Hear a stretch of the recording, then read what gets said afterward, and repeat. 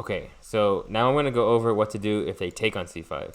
So if they take on c5, you have a very interesting move, which is going to look really strange in the beginning, but I promise I'll explain.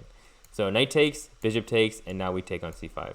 So probably what they're going to do is they're going to trade queens. And after king takes, it's like, oh no, I can't castle. But the reason why this is actually good for black is now you grab the bishop pair.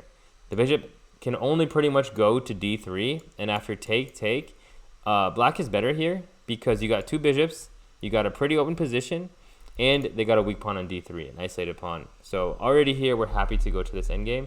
Now, if they try to hold on to it with knight g5, so here, king e8 would be a mistake, for example, because now they can go bishop f3, and you did not get the bishop pair, and now you can't castle.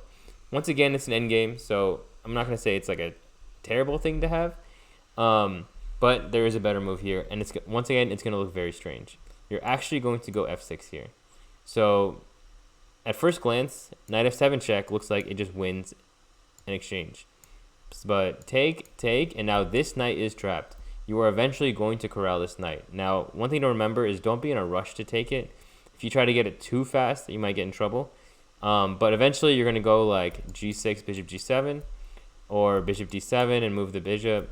For example, if b3 here, you can actually go king e8, and we actually baited him into going b3 because now bishop b4 check is strong, and then you can try to scoop the knight this way, and they have weak squares. Now, this is something that you do want to know. Two pieces are better than a rook and pawn. And here he doesn't even have, I mean, probably he's going to get one of these pawns somewhere, but if you have the two pieces, the endgame should be better for you, and you will be happy with this position.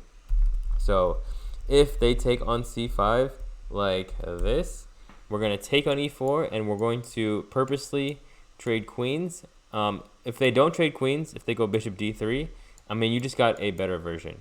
Now, once again, you got two bishops. They have an isolated pawn, and you can castle. So now, if you chose to, you could even try to attack here. And black will be more than happy with this position.